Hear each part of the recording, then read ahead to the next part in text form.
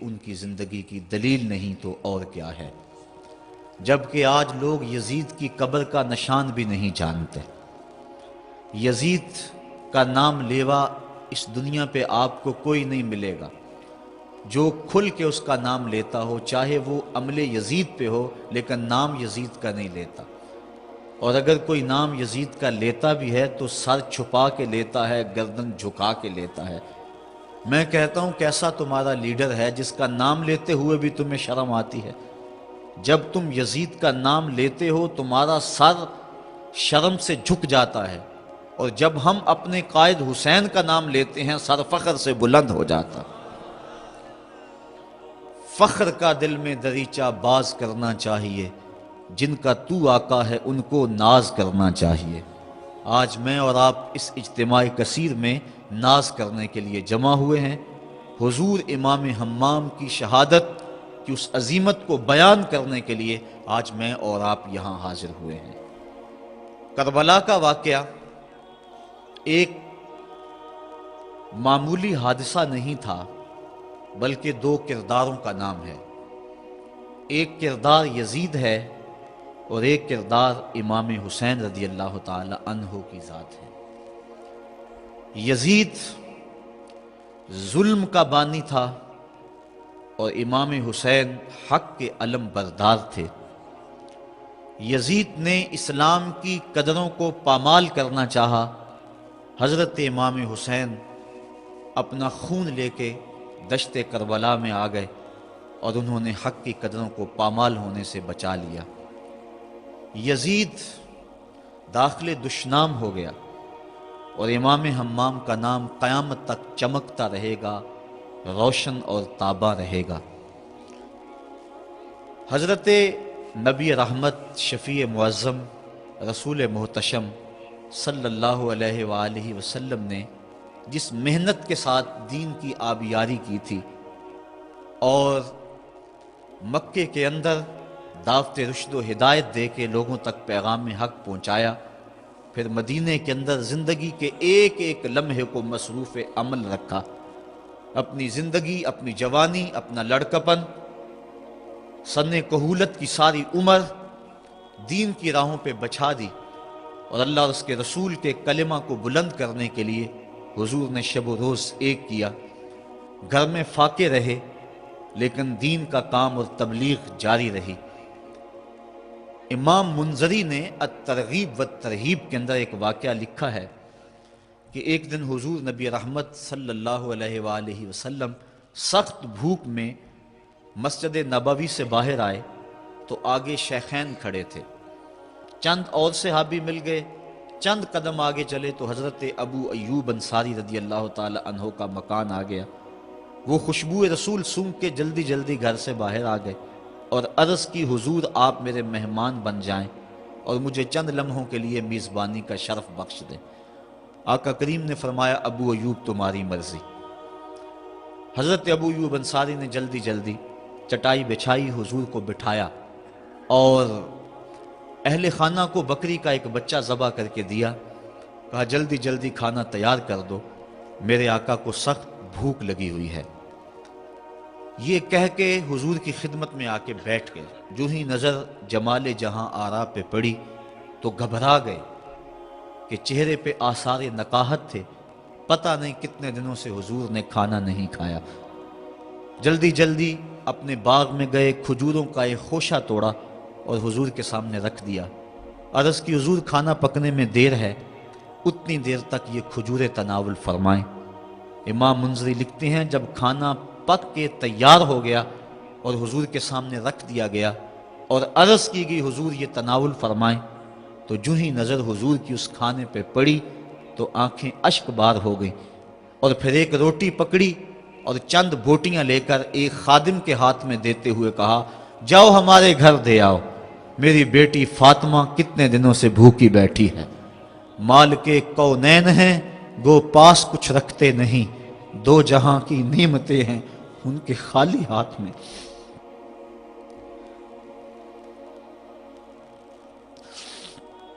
یہ بات کر لینا بھی آسان اور اس کو سن لینا بھی آسان، لیکن عملاً اس راستے سے گزرنا پڑے تو دن کو تارے نظر آ جائے. گھر میں بیٹی فاقوں سے ہو، میں دیکھوں کیسے تبلیغ جاری رہتی ہے، کیسے تقریر جاری رہتی ہے. گھر میں بیٹی فاقوں سے ہے لیکن پیغمبر اسلام تبلیغ جاری کیے ہوئے ہیں. کبھی طائف کے بازاروں میں پتھر کھائے جا رہے ہیں. درود شریف پڑھیے.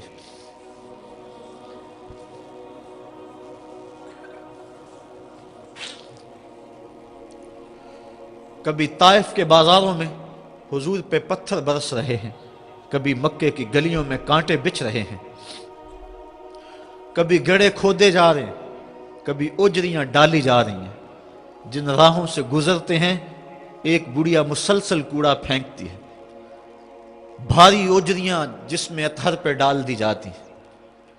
مکہ المکرمہ کا ماحول جس طرح اذیتوں سے بھر دیا گیا، تاریخ کا کوئی بھی قاری اس سے بے خبر نہیں. خون جگر دے دے کس چمن کو سینچا.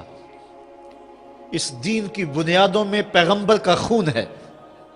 آج ہم مسجد میں آئے تو اے سی لگا ہوا تھا، قالین بچھے ہوئے تھے، پردے لٹک رہے تھے، اچھا ماحول بنا ہوا تھا.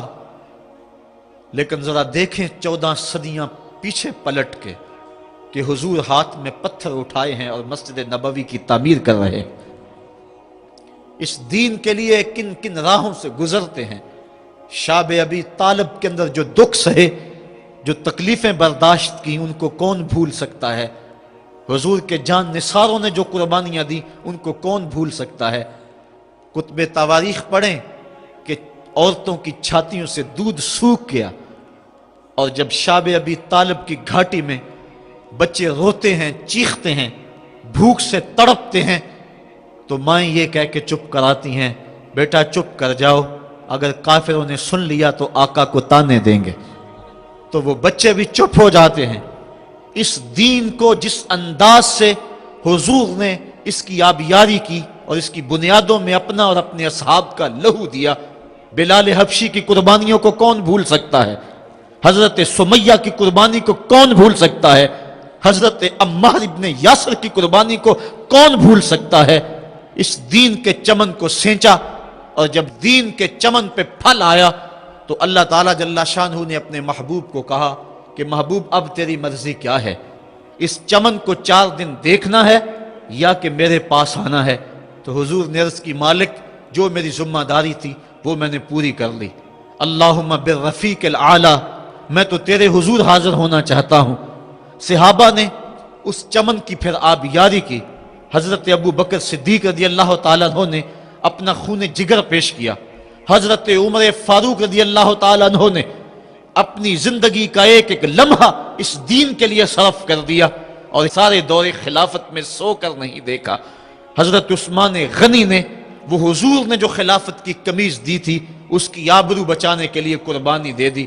بھوکے اور پیاسے شہادت قبول کر لی لیکن جبر کو قبول نہ کیا. حضرت علی المرتضیٰ رضی اللہ تعالیٰ عنہ نے جس انداز سے جرت اور پامردی کا مظاہرہ کیا وہ بھی تاریخ کے سامنے ہے.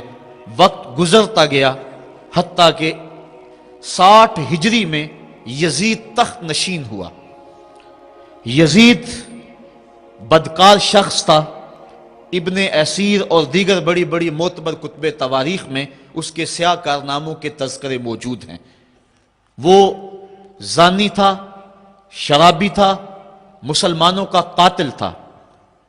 بنت عنب کے ساتھ شہر مکہ اور شہر محبوب مدینہ تو رسول میں جو اس کی بدمعاشیاں ہیں ان سے کون بے خبر ہے.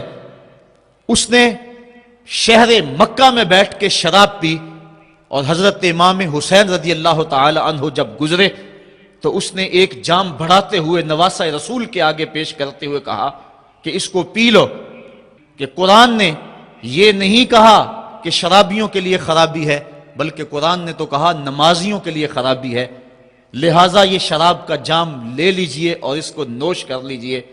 حضرت امام حسین اللہ یاس باللہ کہتے ہوئے آگے گزر گئے. انہوں نے یزید کن کرتوتوں کو اپنی آنکھوں کے سامنے دیکھا تھا اور اس کے سیاہ کارنامے. حضرت عبداللہ فرماتے ہیں کہ ہم نے اس وقت اس پہ خروج کیا جب ہمیں یقین ہو گیا کہ اس کی کرتوتوں کی وجہ سے آسمان سے کہیں پتھر نہ برسنے لگ جائیں۔ صرف واقعہ کربلا ہی نہیں، اس نے مدینہ تو رسول کے اندر 700 صحابہ کو شہید کیا، 10,000 تابعین کو قتل کیا، اور 300 نوجوان خواتین کی آبرو ریزی کروائی۔